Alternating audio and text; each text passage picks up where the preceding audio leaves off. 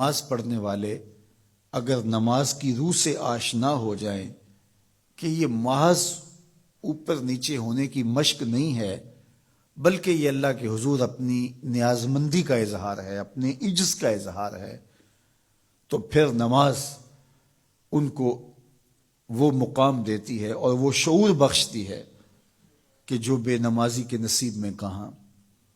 انسان کے اشرف اعضاء اس کے سر میں ہیں، بولنے کی قوت زبان سر میں، دیکھنے کی قوت آنکھیں سر میں، سننے کی قوت کان سر میں، سوچنے کی قوت دماغ سر میں، سونگھنے کی قوت ناک سر میں، اور یہ سر مالک کے در پہ۔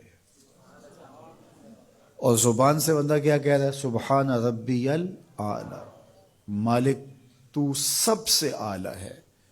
اور اپنا رویہ اور عمل کیا ہے کہ اپنی ناک بھی خاک پہ رکھی ہے، پیشانی بھی خاک پہ رکھی ہے، اور باقی اعضاء بھی خاک پہ ہیں۔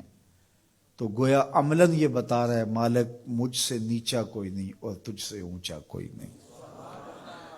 اور اگر وہ نماز کی روح سے آشنا ہو جائے تو سجدے سے سر اٹھانے سے قبل اللہ سارے اس کے بوجھ اتار دے، اس کے من میں روشنیاں کر دے۔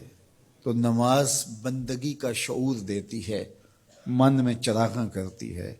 اللہ کے حضور جھکنے سے بندہ ایسا بندہ کامل بن جاتا ہے کہ پھر وہ کسی اور کے آگے نہیں جھکتا۔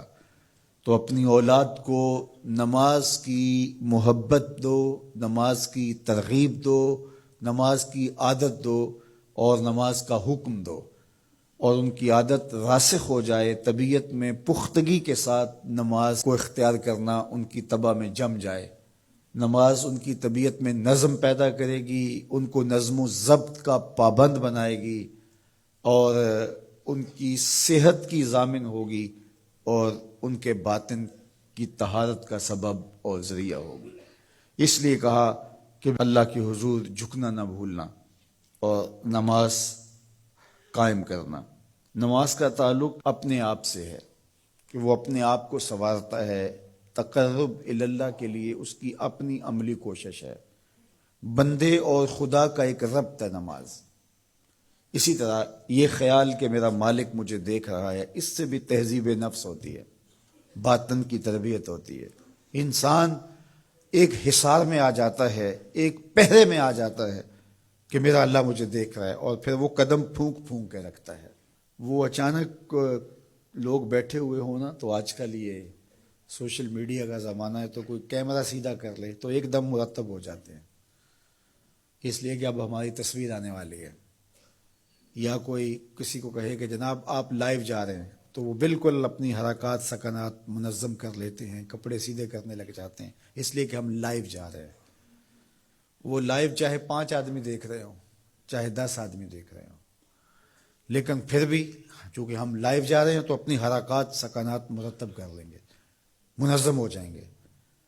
اور جب یہ یقین ہو کہ میرا اللہ مجھے دیکھ رہا ہے، یہ ساری حرکتیں وہاں لائیو جا رہی ہیں، تو پھر دل میں برا خیال بھی آنے لگے گا تو اس کو روکیں گے کہ میرا اللہ تو دیکھ رہا ہے۔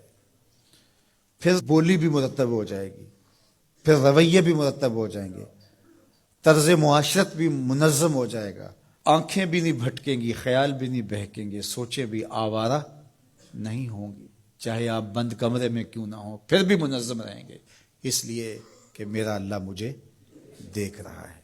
تو یہ یقین زندگی کو منظم کرتا ہے۔ تو اس کا تعلق بھی انسان کی ذات سے تھا۔ نماز سے بھی تہذیب نفس ہے، اللہ سے تقرب حاصل ہوتا ہے۔ اب کہا تو خود غرض نہ بننا کہ اپنے آپ کو سنوار لیا اور کافی ہے، نہیں، لوگوں کو بھی نیکی کا حکم دینا۔ وَأْمُرْ بِالْمَعْرُوفِ وَانْهَ عَنِ الْمُنْكَرِ، لوگوں کو نیکی کا حکم دینا اور برائی سے منع کرنا لوگوں کو، یہ مومن کی زندگی ہے۔